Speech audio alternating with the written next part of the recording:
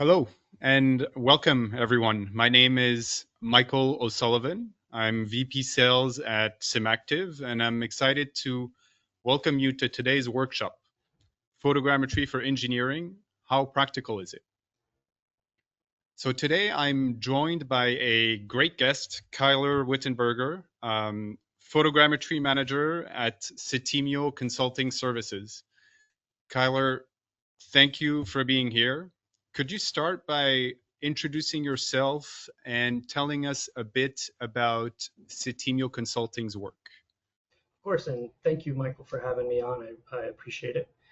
So Settimio Consulting was or has been around since 2009. We're a woman-owned DBE located in Pensacola, Florida. We operate most of our business out of GDOT or Georgia and the Georgia surrounding areas, so Tennessee, South Carolina, North Carolina, and Florida. We are a full range photogrammetry shop as well as a survey group as well.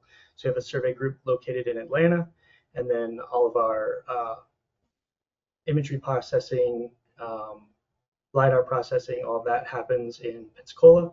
We also just recently acquired TerrainMapper-2 from Leica sensor, and we also have drone capabilities as well. So we're kind of pretty well rounded.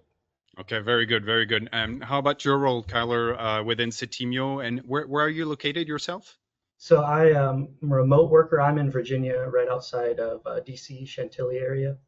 Sure. I've been with Settimio for about going on 6, 7 years. Started as just a GIS technician and then just kind of kept taking on new roles until we are where I am now. Okay, very good, very good. Thank you, Kyler. Glad to have you here with us. Again, thank you for participating to today's workshop. So before we get the ball rolling, just a few quick reminders. If you haven't subscribed yet, sign up for the SimActive newsletter.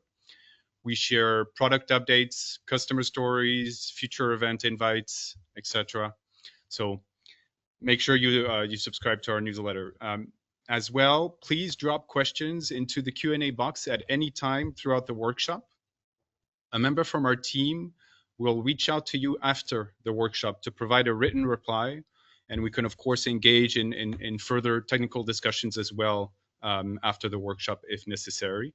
And finally, stick around until the end. We'll run a short demo of our photogrammetry software, Correlator 3D, on a project that Kyler shared with us today. So something to look forward to. So today, we'll explore how photogrammetry supports infrastructure and engineering projects in practice. We'll cover planning effective imagery and LiDAR data collection, ensuring project accuracy through processing, leveraging LiDAR for enhanced precision, and finally, evaluating data reliability for design and planning. And now what makes today's workshop special is that throughout the conversation, we'll be referring back to a real world project that Kyler and his team recently conducted in Georgia, which consisted in producing mapping deliverables for highway ramp expansion project. So as I understand, Settimio was in charge of both the acquisition and production, working with an engineering firm that ultimately delivered the results to a local Department of Transportation. So, Kyler, we'll circle back, on the details of that project throughout today's session. But maybe could you give us a quick snapshot now? What made that project unique? Can you tell us a bit more about this project? Project size, timeline, image count. Just a brief introduction. So this was a smaller project for us, and typically we're either in charge of acquisition, mapping, or survey. And in this case, we were doing both. So it was our survey group that was on the ground putting down control, as well as the traditional survey. And then we were also in charge of collecting the imagery, doing the AT, creating an ortho, and then doing the stereo compilation as well. So we always enjoy when we can control both ends of that because we work really well with our survey group. We know how they work, what they're doing, so it makes a project much easier for us um, than working with another firm, especially if you've never worked for them before. So we always enjoy when it's our guys on the ground. Um, as far as the size of it, it's a pretty small project compared to some of our other projects, but the timeline on this one was accelerated compared to some other projects that we've had in Sure. the past.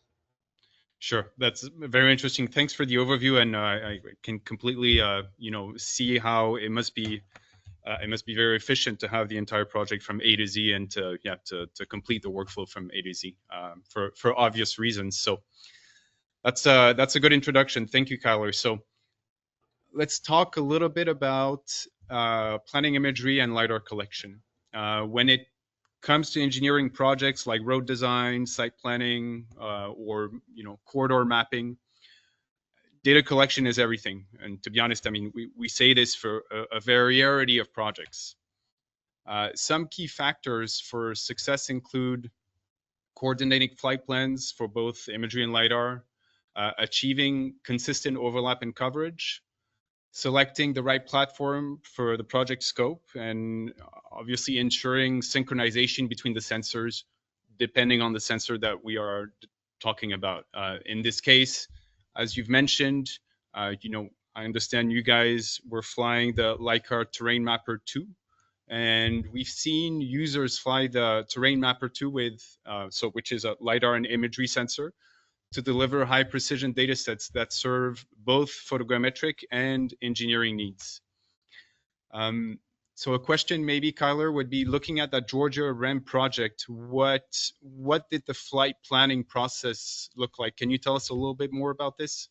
Yeah. Did you capture both imagery and LiDAR for that same job? Obviously, I understand it's a single flight. Can you share a bit more details? Yeah, of course. And before we had the sensor, if you're collecting imagery lidar, sometimes the platforms are separate, so Yes. you know, have to coordinate two flights instead of one, and then there's always the worry that maybe something changes between the two data sets, whether it's construction or anything really. And we've seen that in the past. So having simultaneous collect of both imagery and lidars makes the entire workflow much easier. Not to mention that they completely match with the time taken. So using that sensor, we flight planned a pretty basic configuration. We typically like to go have at least one flight line down the center of the road, Sure. and then accompanying flight lines to make sure we have complete coverage for the ortho. So as far as flight planning, it was relatively easy.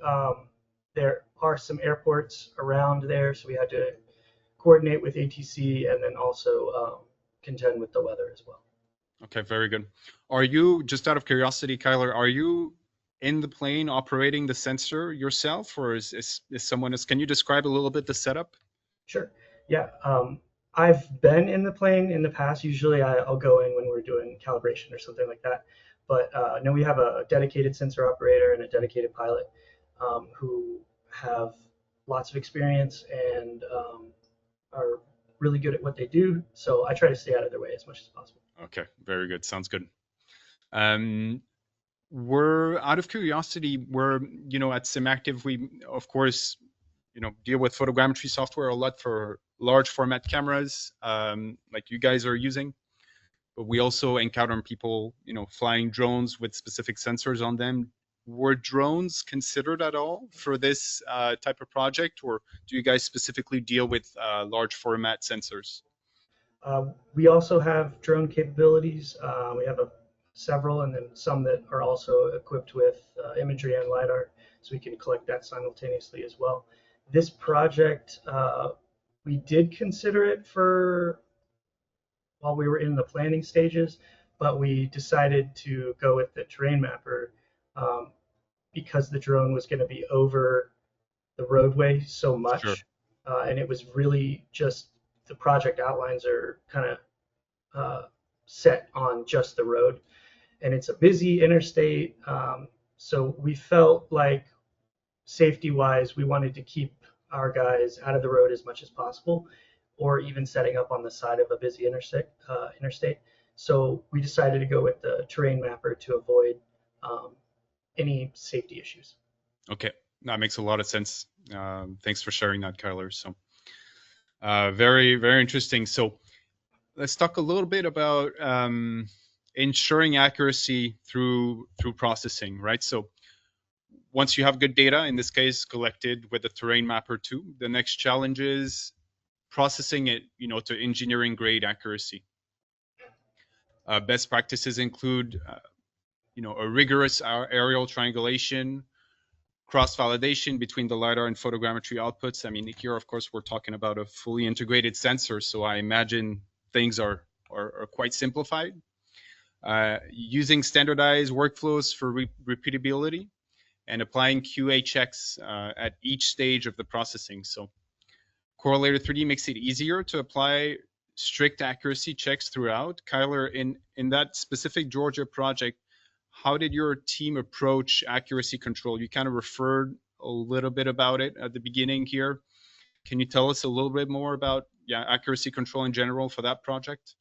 Yeah, of course. So whenever we're setting up any project, I mean, you have to make sure at the very beginning you know your limits. You don't want to cover more area than you have to. So getting the limits down, and then once you have the limits down, you can start with setting your ground control and making sure you have a robust networking collection of survey control points. And then you also want to make sure that your survey control points are visible in both the imagery and the lidar. So you have to make sure your targets are going to be good for your imagery. So you want something nice, large, straight lines like a chevron or Sure. the checkers. But then also you want to make sure that that's going to be useful in the lidar as well. So something that's reflective, that has good intensity values. So once we have the targets picked out, we'll make sure we go and pick out a good configuration. And then our survey guys will go out there and collect those as well. And typically we're collecting with digital levels. So we have a very, very tight vertical coordinate as well as our horizontal. So I mean, you're only as good as your survey control at the end of it. So that's our biggest check on ourselves, is making sure we have really great survey control. Absolutely, absolutely. I can imagine. So you mentioned you had your survey crew within Settimio Consulting Services. So I imagine they go to the field a day or two or a few days prior to the flight acquisition. How many days was it before, or was it the same day? Can you tell us a bit more about this? Yeah. So depending on the project, if it's something that's more rural, or there's not a lot of hard surfaces to put painted chevrons or the checkers down, then if you're using natural ground targets, those have a really short lifespan. Usually something Sure. drives over it or eats it.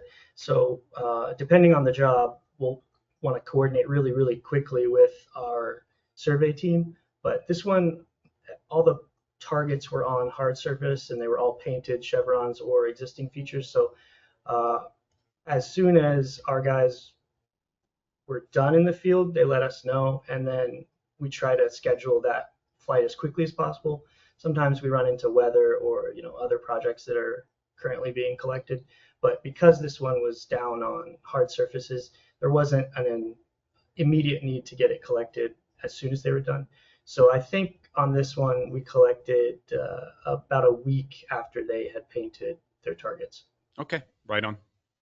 And would you say which part of the workflow in that case of this project took the most time, and why? But like, we can also expand that. I imagine for a very large project, it obviously takes time to go to the field, to lay control, to shoot it, and to get all that data. In that case of this project, was that the case as well? Was it the segment that took the most time, or not necessarily?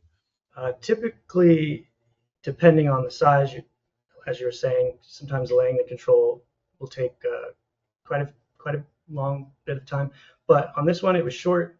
So I think we sunk most of our time into actually mapping, doing the stereo models and compiling, as well as doing the lidar calibration and the AT.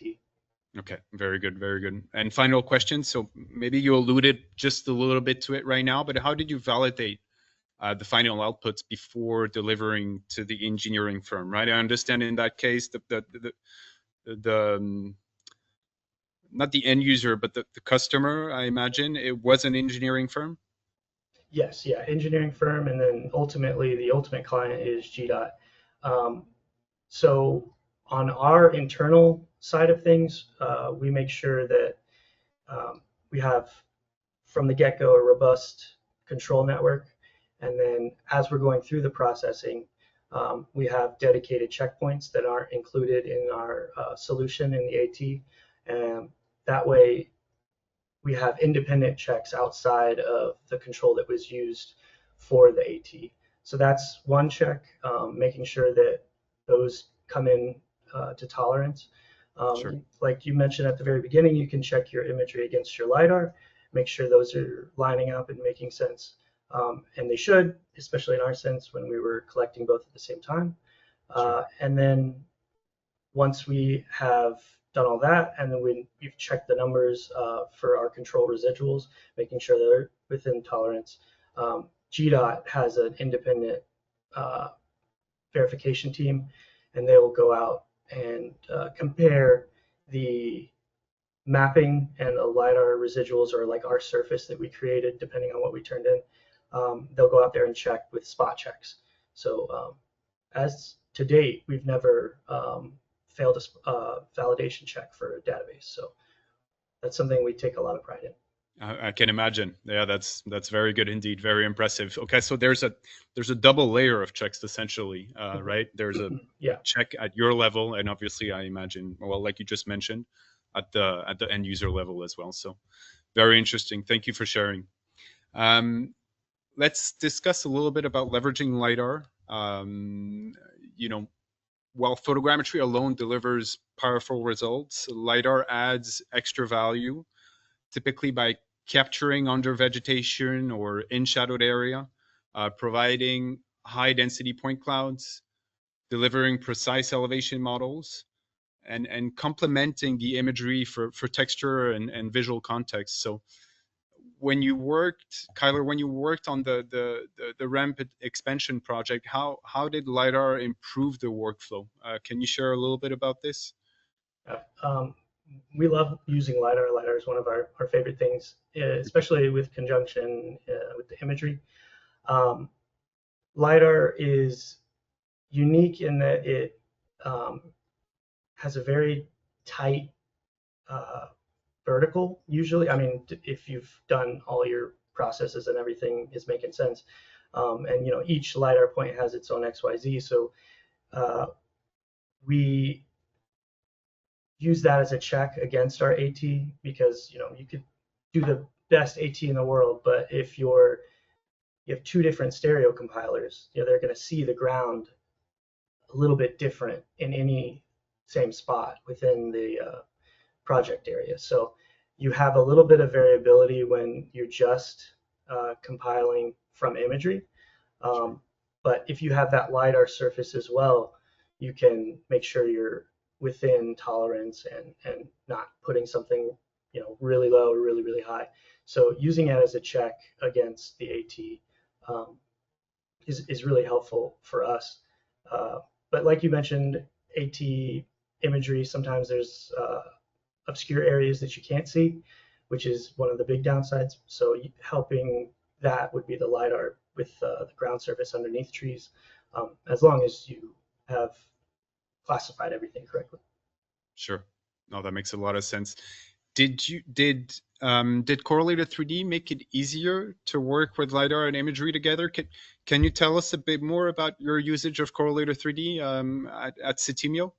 Yeah, I think one of my favorite, uh, I guess, abilities of Correlator is to create the reference ortho Sure. from the lidar, and then you can include those points in your AT as well, whether it's checkpoints or you could use it as in your solution as well.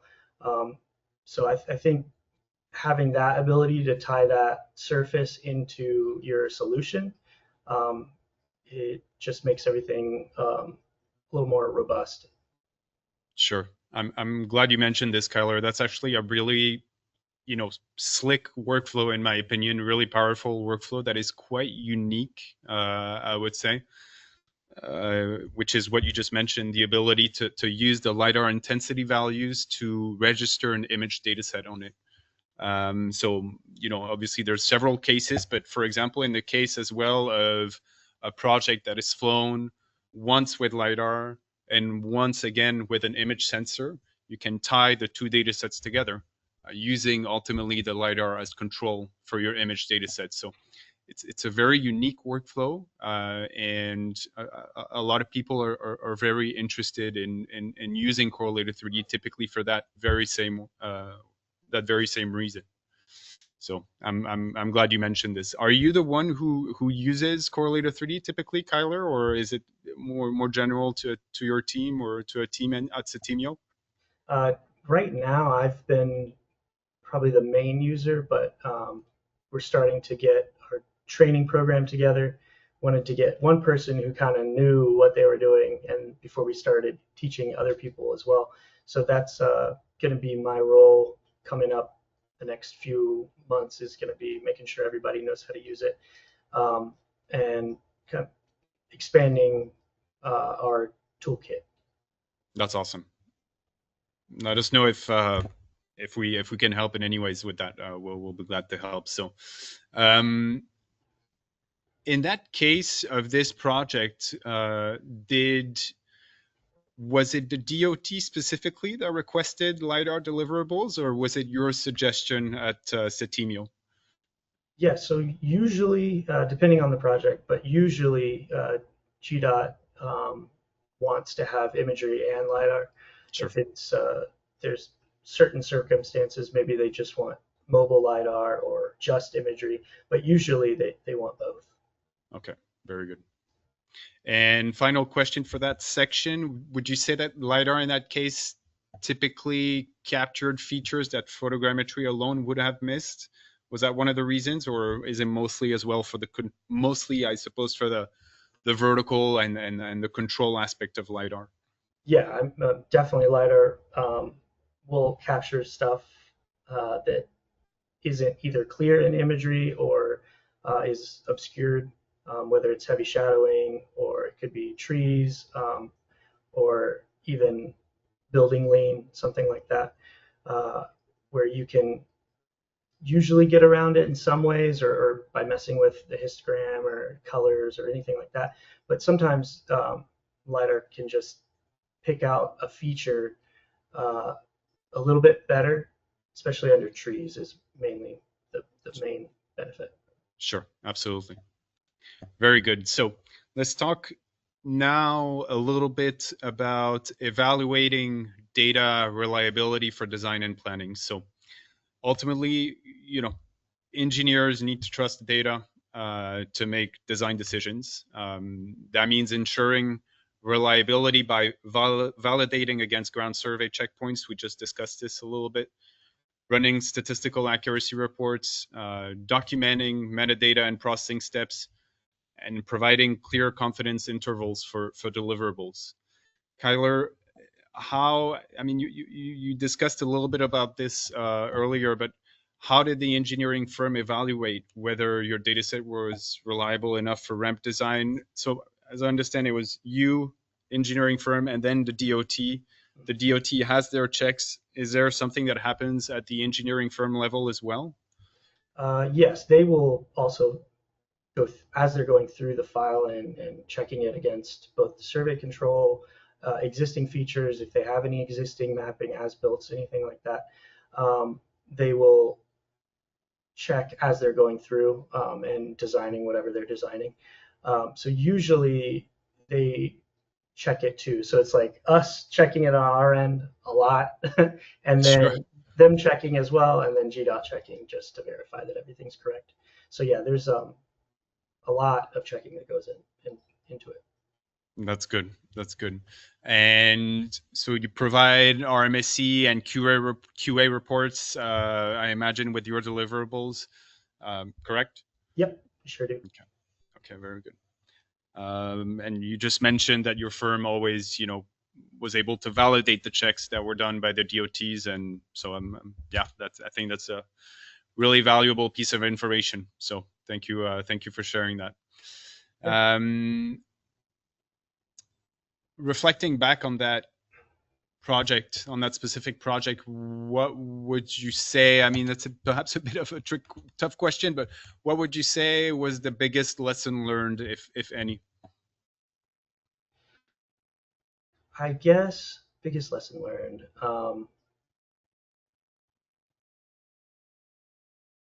Or maybe another way to frame it: was there any aspects of planning or production you would approach differently next time, to perhaps to make it a bit more to make it more efficient, to to improve the process?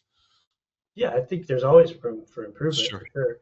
Um, I think as we're going through the project, sometimes you pick a lot of control or a lot of ground control and your check shots, but every once in a while you have an unlucky day where as you're flying over that project, every semi in the world is on the side of the road or Sure. they're in the middle of doing something, and there's a car parked on this control point, there's a car parked on that control Sure. point.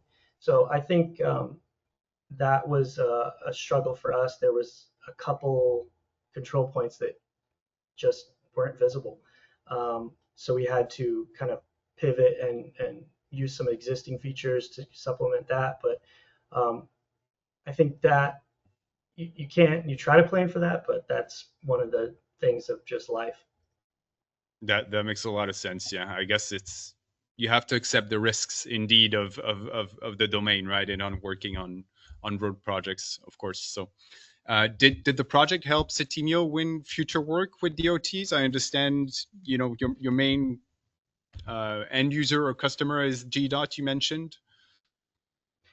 Yes, I mean, every single project that we work on, that we do a good job on, that we're on time, turning in deliverables, that we uh, pass the validation checks in the end, that always speaks to our work and our dedication. Sure. So that's going to help us win work, and that's one of our strongest supporters are our customers and our clients, and so word of mouth is everything. Reputation is everything. So by doing a good job, we've found that is a huge marketing thing. I mean, you just ask around, hey, who does a good job? And we would hope, and we have heard that, we get good reviews on that side of things. Absolutely.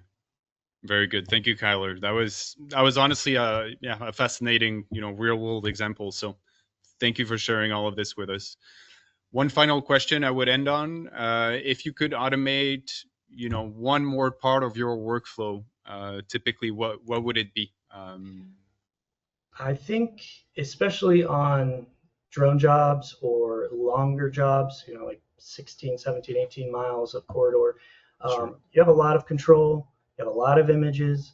Uh, I think automating the measuring of control would Sure. be a huge time saver. And I know some other softwares have tried to do that and, sort of work. So I'd love to see SimActive do that in their software. I think they would do a good job of it. Sure.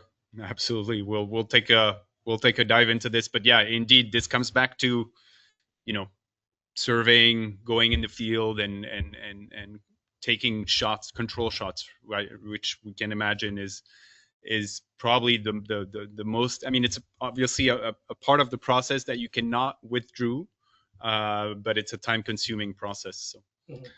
very good. Thank you for sharing that. So we're nearing the end here. Let's just wrap up, discuss a few takeaways to recap today's discussion. So careful planning of imagery and lidar collection is essential. Processing workflows must emphasize accuracy at every step. we just discussed this as well, but lidar adds measurable value, especially in complex environments, shadowed area, vegetation, etc. And reliability and trust in the data are critical, obviously, for engineering adoption. So with correlated 3D, teams can seamlessly process both photogrammetry and lidar, delivering engineering grade results with confidence. So we're coming to an end here. I want to really thank you again, Kyler, for participating to today's webinar. So Kyler from Settimio Consulting Services. This was honestly a lot of great insights and details regarding the Georgia Highway project. So thank you again, Kyler. Thank you, and thank you for having me. I appreciate it. Of course, of course. And finally, so don't forget to subscribe to our SimActive newsletter for updates, case studies, invites to future workshops and webinars.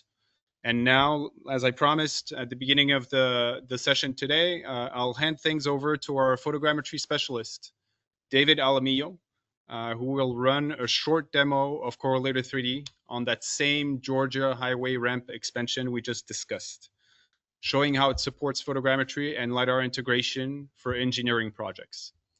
So thank you again for joining, and we will see you next time. Thank you. Hi, Michael. Thank you very much. We'll take it from here. So let's cover the demo portion of our webinar today. And we got some great data by the Settimio team. In this case, it's coming from the TerrainMapper-2, great sensor. And we also are fortunate enough to have LiDAR on this project, so that's a great add-on. I want to cover a couple of things today, probably the three most important points: ensuring project accuracy throughout entire processing, how do we leverage that LiDAR data to enhance our precision, and then evaluating the data reliability, right? This is for planning and design, so we want to be as accurate as possible. So we're going to be checking a couple tips and tricks here. And again, props to the Settimio team for getting us this amazing data. So we're not going to cover today the import process as it has been done in previous webinars. And again, if you have any questions, please feel free to check out our webinar section. We have some great materials there for you guys. But once we import our data, number one thing we do, guys, and you guys remember, is checking the location of our project, right? Our images in the location they should be. And the answer is yes, they seem to be. So I check a couple of images all the time just to ensure we're in the right spot. Once I verify that's true, then we can continue with the process. And in this case, if you guys remember, we have LiDAR. So number one, check on the LiDAR data. Is it in the same projection that I assigned when I created my C3D project? If the answer is yes, boom, good point. And if the answer is no, we can import it and we will see it's going to land somewhere else in the world. So something I like to validate first is in what projection my LiDAR file is. I do this before even creating my correlator 3D project. And then I find, okay, it's in this projection. That means that I'm going to use that projection when I'm creating my correlator 3D project. That way everything lines up perfectly. So let's go ahead and get started by importing our LiDAR data, our LAS file. So we're going to go to File, Import LiDAR LAS. And we're going to browse for a file really quick here. I think it should be right here. And something that I read on the title of these images is that it is LiDAR ground and bridges. Perfect. This is exactly what we need. So it means it won't have any vegetation. It won't have any other buildings in there. So it's kind of a DTM plus my bridges, which is perfect to orthorectify. And again, this is something that I want to see the DSM how it looks. So let's open it up. And we'll let the software run here for a minute while it loads the metadata. Great. Once that metadata is loaded, we'll see we have our resolution, which of course you can always update your resolution of your DSM.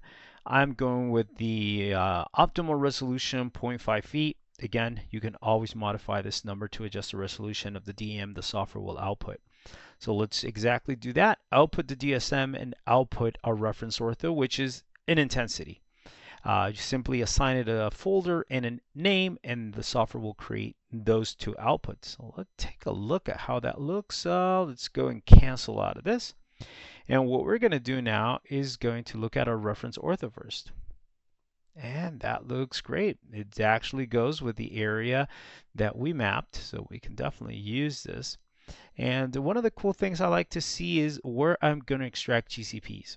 So in order to co-register your images with your LiDAR data, we want to extract some GCPs from our LiDAR data. And there's so many spots in this parking lot, everywhere on this survey, where we can actually get some nice GCPs.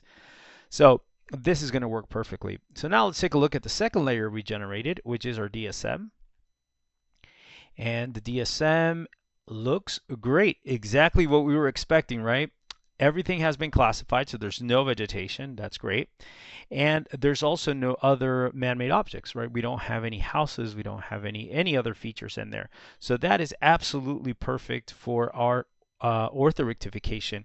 Typically what I do is create a DTM that would eliminate, of course, the vegetation. But in this case, there's no need to do that. So that being said, we have everything we need to continue with the process. Now, as I mentioned, props to the Settimio team. This is great. This is what I would recommend everyone to do who are importing LiDAR. Scrap off that vegetation and simply import those important parts, which are bridges. You want those perfectly reconstructed.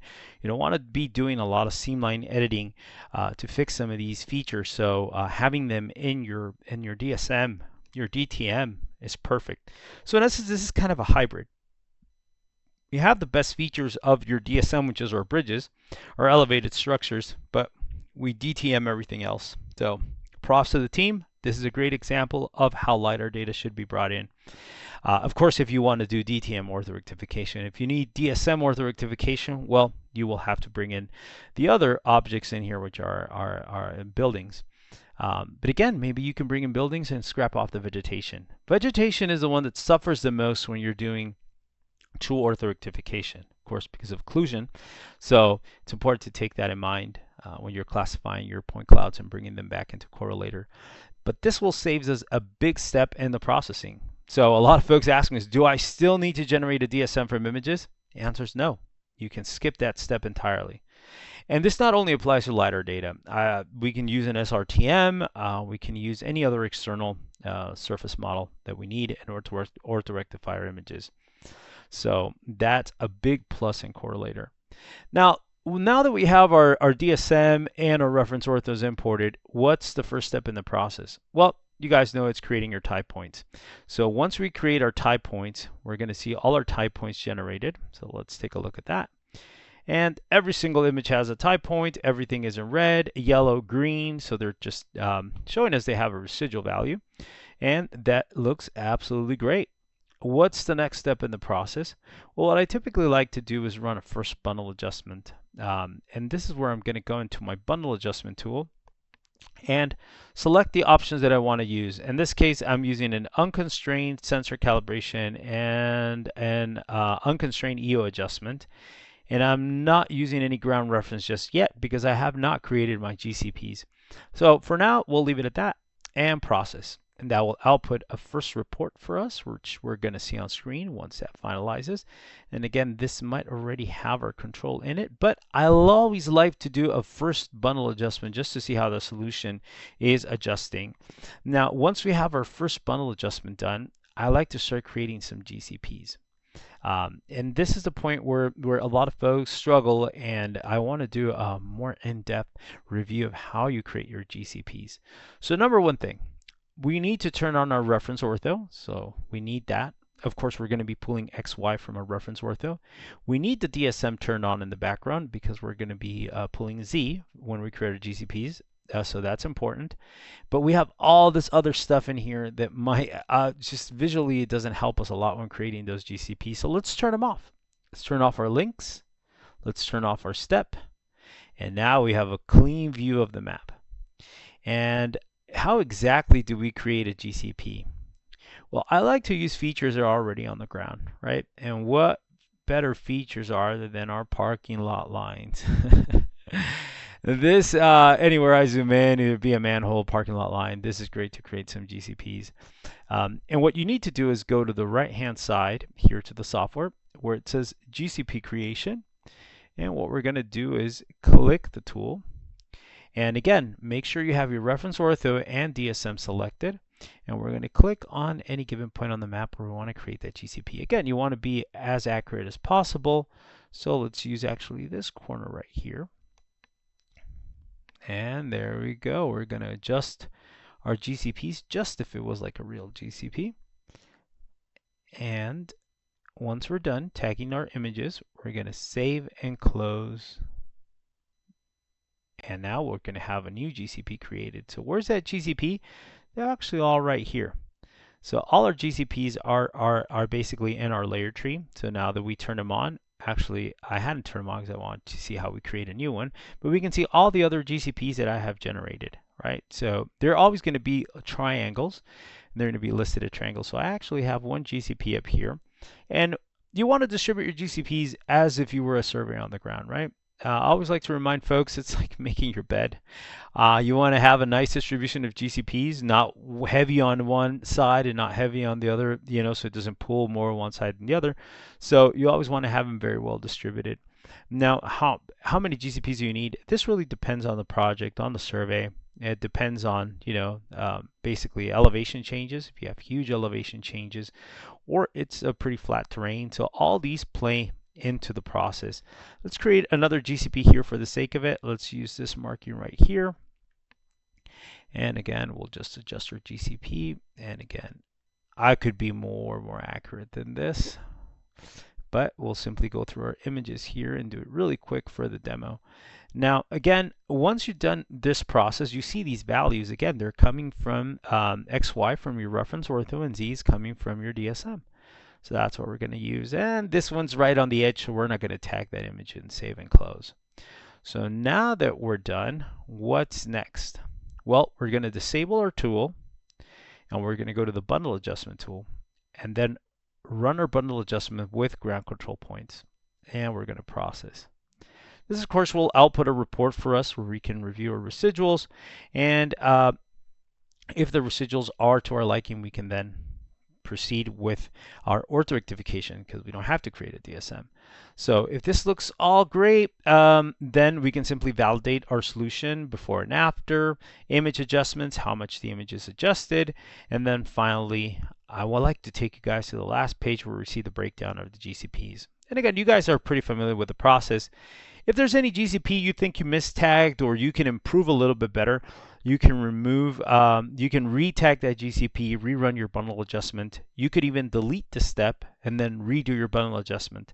So there's so many ways you guys can work with these. I always like to sometimes omit the one that it's giving me high residuals. Maybe I didn't tag it right. Maybe I didn't use enough images. So I can disable it from the solution and rerun my bundle adjustment and compare my results. If you think that GCP is actually in fact helping the solution, re-enable it. Or if you need to create some more, feel free to create as many as you need. So once that's done, we're going to exit out of the module. And something that I like to do is verify the accuracy of my DSM, of course, against my AT. And there's a very simple way to do this. So we'll go to processes, and this can be done against any GCP. It doesn't GCP and DSM. It doesn't have to be a DSM from lidar. It could be anything that you produce in Correlator. So we're going to go to the tool here called DM Inspection, and we're going to browse for our GCP file. And again, I remember that the Settimio team actually sent us all their GCPs. So let's take a look at that actually first. The team actually was able to send us their GCPs, their physical GCPs, not the one created from lidar. So we actually can import that GCP file kind of as checks. So we can go ahead and bring in those GCPs. We're going to do this. Oh, my apologies. We're going to go, instead of creating our GCP, we're going to go ahead and import our GCP file because we do have a GCP file. And they are located, I believe, if I'm not mistaken, do have our GCP file here, control, there we go. And we do have all our sets of GCPs here, and we can assign GCP ID, X, Y, and Z, and import. Now I have these already imported, so let's go ahead and do a quick validation against our checks. So what we're going to do is just validate our DSM against the checkpoints or GCPs that the team gave us. And we can do this with the ones we created, and we can do this also with the ones that they sent us, kind of cross-referencing that. So we're going to go again, do it with the ones we generated. We're going to go here to DM inspection, and we have our DSM from LiDAR and our GCP file. So these are the ones that we generated out of LiDAR and process. And the software will compute the statistics and get our bias error, our RMSE error, and our total maximum error. So that looks great. This was ran against our 10 GCPs, how many we created. That looks absolutely great. Now, how about if we run it against their GCPs? How does that look? So let's go ahead and run it against more GCPs. They had about 17, I believe. We get DM inspection, and the only thing we're going to change is our reference data, because we do have here in our project initial correlator 3D our AT, and we have the GCP file where we imported all those GCPs and process. And that looks great. 17 GCPs. That's how many GCPs we had. So this is against the GCPs they actually sent us. So that looks great. We can cross-reference the data against the GCPs that they sent us. We can create GCPs within the solution. So again, a lot of flexibility here. And that actually talks to the point of data reliability, right? How can we make sure we're getting reliable data? We're checking it or cross-referencing across against our GCPs generated from LiDAR and our GCPs provided, just as we can even have them as checks if need be. So this data looks great. From the DSM standpoint, I'm ready to orthorectify. Now sometimes, and this is inherent to all LiDAR data, we'll have holes. And we saw that in the reference ortho, right? We see the holes there from no return for water. So sometimes some of these water bodies will actually exhibit holes. How do we fix that? Very, very simple. We're going to go to our DM editing module. And what we're going to do is, by default, it'll select the polygon tool. And let's pretend we have a big lake in this area. And what I like to do, and sorry for this crude shapefile, but we're going to move it within our AOI. Let's say this area is actually a water area, and we need to fill it in. What's the constant for water? Let's say it's 16 feet, and we actually see that here at the bottom when I'm hovering over my cursor over the area of the water. 12.7 there. Let's say this section is a lake with a big hole in it because there's no return, and we want to fill it in. So we create our polygon delimiting that lake, and then we can basically set our elevation to, we said 16 feet, process, and the software will set that elevation to 16, filling in that specific feature. Now, of course, there's no lake there, so we don't want to do that. So we'll revert back to our original DM. But we also have the option to bring in shape files. So I like to do this. If I have a shape file who has already all the rivers, all the water bodies delimited, I can simply bring in my shape file, and once it's in, assign it a specific elevation. So for that shapefile that I just imported, I'm going to assign it a 12.5 and process, and then the software will automatically adjust. Yeah, of course that water feature is larger than that, so it adjusts that elevation to 12.5. And I can do this with multiple shapefiles. This one contains only one shape, but I can actually do it for as many as I want. So if I can do it for water shape 2 or maybe water shape 3, and we can keep on going with the different shape files that we need the software to fill in those voids or no return data. So that's great. Once we have our DSM clean and we filled in all our water bodies, maybe reflective surfaces too apply to that. It could be a building that maybe you actually need in the DSM, and there's no return over those reflective surfaces, so we can actually create a small polygon and set a constant elevation. Another tool I use very often is also our delete and fill. So you have that option to create a small polygon over a building, roof, whatever the area might be, and then use the delete and fill option, which of course will interpolate and fill in those gaps. So again, great tools built into Correlator to do some work on your DSM. Again, very, very common with LiDAR data coming in, filling in those voids. So now that we have a clean DSM, what's the next step? Orthorectify. And again, it says that my DSM must be saved. So let's save that, which we didn't apply any changes. And then you have the option to either do a 16-bit or 8-bit ortho rectification. You can have both if need be. So that's a good option. And process. Once we generate our orthos, we're going to move on to the next stage, which is our mosaic creation. And for this particular mosaic creation, I'm not using anything in particular. Maybe the one that I recommend is using the DM for obstacle seam line avoidance. Again, it will try to veer off. I've made this case in so many webinars. I love this feature. Just make sure that the DSM is selected, right? Because if there's just a DTM with no other features in there, software can't use much.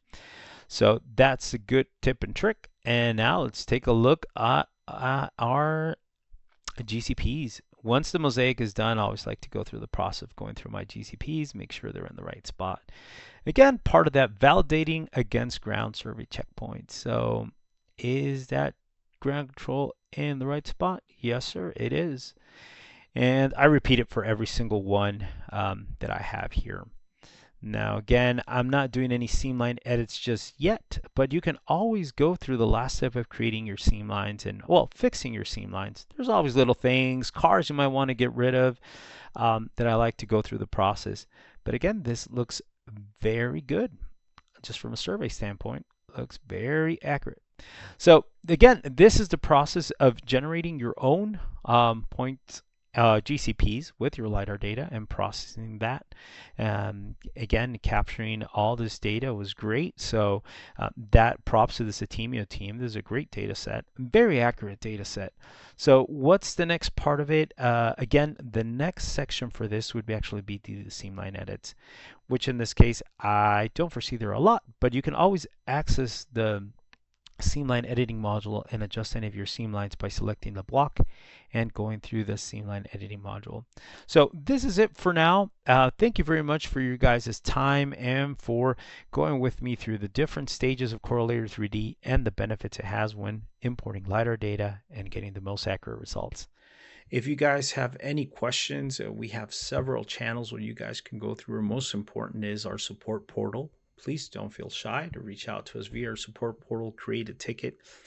For all you guys asking questions, we'll be more than happy to answer those. So you'll receive an email directly from us. And again, that's really a wrap for today. And thank you very much, guys, for your time. We appreciate it. Bye.